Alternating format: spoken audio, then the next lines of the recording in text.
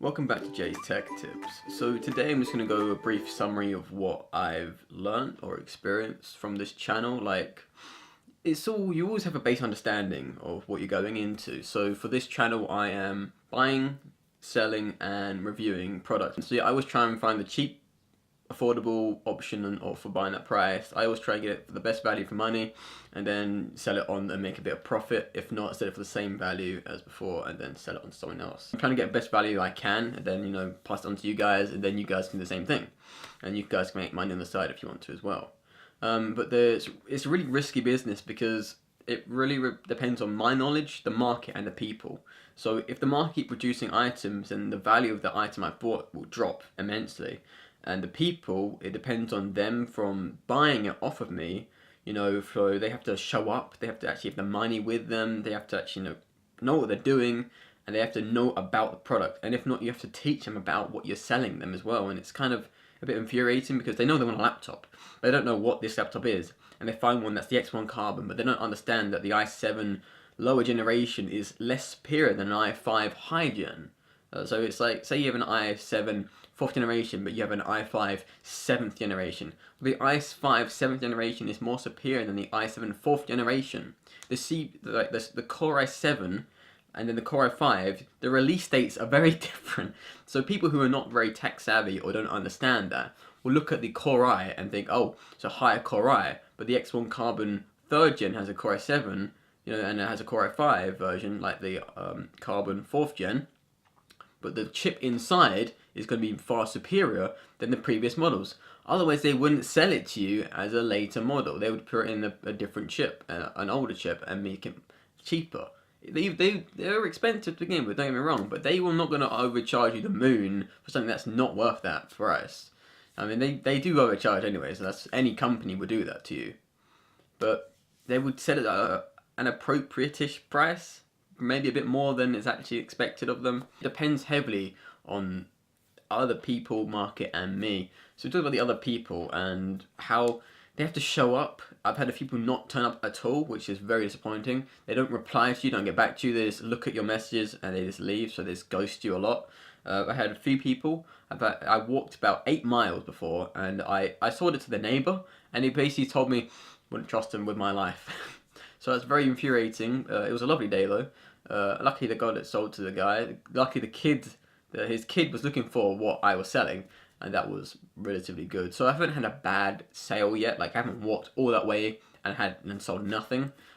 He caught me. He says like, "You still here?" I was like, "Yeah, I'm just trying to get in touch with this guy for like 10-20 minutes." And he saw me there, and he just said, "You know what? I'll buy off you." So that was pretty good. The only way this channel is actually funded is via my initial start of it, which was like £300. Then it was like buying, selling, buying, selling until I made a bit of profit. So far we've made about £1,000. It's not a lot. I know you can make more if you go and have a job. I'm still trying to get. So the market. So as I said a little bit before, if like say for phones, there was a massive thing about November till February time, and even now you got the Apple release that are coming out, iPhone 11, which looks a bit iffy to be honest. Like they've still got that bezel, that notch at the top, and so I don't know. But it's they keep releasing them every week or every 2 weeks, and you had like no, you had the Google Pixel, you had the Xiaomi, you had the Huawei, you had everything under the sun. You had Samsung just a few weeks ago, maybe a month now. And now you got Apple, they've done it a bit slowly because they did all that XS, XR, X whatever release during the bit before, I think at the beginning of winter. So they had all that stuff, and then they're doing this now, and it's like, wow. They're releasing so much in such a short period of time, and Apple's products weren't selling as well as they should have been doing because all that competition is kind of just pretty built up. And I think some people are actually realizing now Apple products aren't as good for the price point as other products on Android.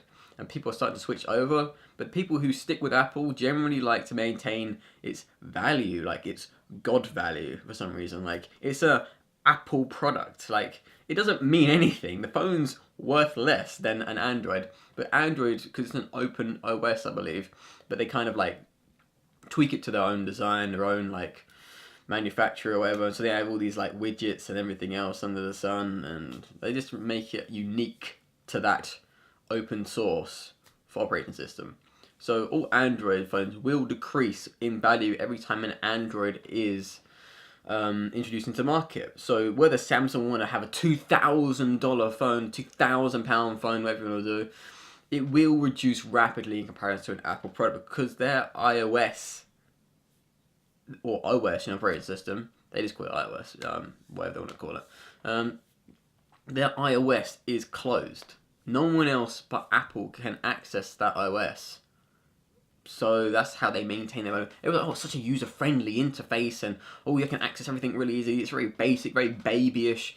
You don't have to do much. Whereas in Android, you have to, you can hide stuff, you can open stuff, you can get rid of stuff on your homepage. You can easily add widgets in. Whereas on Apple, you can't really do much unless you unlock it via using Cydia or whatever it is now, and jailbreak it, which is always changing. It's all really up in the air, and let's just say Apple isn't as good as they are made out to be. They are a great phone if you don't know what you're doing and you want a simple phone that costs the earth.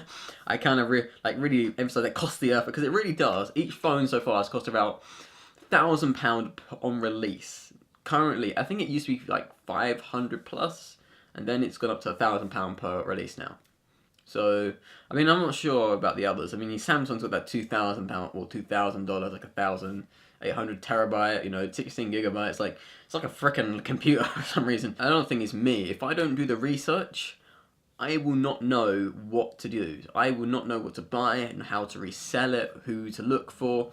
And when you're selling it to someone, you also need to know the way to sell it to someone. So if someone doesn't understand what this is, and you have say I was trying to sell this laptop, I'm still trying to sell it for God's sake. And this guy goes, I found one, an X1 Carbon, just like yours, on eBay for £400. Why are you trying to sell it for some more? It's like, so you're trying to buy, he was looking at the Core i7 4th gen, and he assumed that that's what that meant. That the 4th generation meant that was the X1 Carbon 4th gen, not that the 4th gen laptop on its own was a model, and you have an X1 4th gen, X1 3rd and 2nd and 5th and 6th and 7th Carbon. He just assumed that the Core i and the model should correlate. So whatever the Core i was for that generation, he assumed that that's what that X1 Carbon was. So I had to tell him that no, my one is the one up from that. It's far superior, and I think they're slightly lighter, or they're slightly different ports, and because mine has and some aren't actually have Wi-Fi. No, it's not Wi-Fi. Some has no touch sensitivity, so there's no touch screen on it. I think mine doesn't have that, and I think a previous model doesn't have that either. So there are a few variations that you have to look out for, and you have to tell them, and they have to read the description. People need to learn how to read. The amount of people actually have never read the description is 90% of the people have never read the description of a product. That's what they will always ask me when I'm selling something. Oh, what is the screen size? What's its OS? What's this? What's that? I was like, if you just read the description, it's all there. I don't need to tell you anything. You can make the decision for yourself. So all they have to ask from me is, when and where do you want to collect or sell this product? That's it. I don't know why they insist on asking all these irrelevant questions. Maybe they're I don't know, unsure. So they always ask, is this available? Of course it is. Otherwise it wouldn't be on here.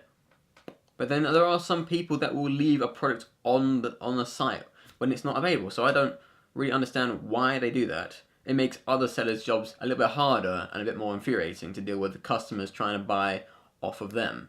That's what I've had to deal with so far.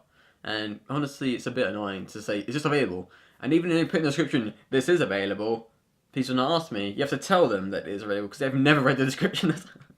So they have to learn to read. I think from a seller's point of view, if a buyer learns how to read and understand what they're buying, it helps immensely, because being asked the same question 100 times within a few days is quite annoying. So yeah, so that's what I've done so far. It's a very long process as well, unless you're very patient, or you don't want to make, you're not really looking for this to be a main job, you're looking at it as a side job, just buy a few things here and there, do your research, know who you're selling it to as well. Because most people you're selling it to, know nothing about what you're doing. So thank you guys for watching. Hope you guys enjoyed this video. I might make it a bit shorter so it's not very long. It's just a brief understanding of like what I've experienced and how like it could help you if you're trying to sell stuff. I had a bit of bread there. I've only had one slice of bread today and it's like 2 o'clock nearly. Yeah, I'm quite hungry. So until next time, and goodbye. Before I do actually go, if you have any suggestions for any products you want me to buy, review, test out, you know, put in the comments below. And yeah, if you have any challenges or want to suggest anything that I want to do tech related wise, put in the comments below, and I'll see you guys next time. Goodbye.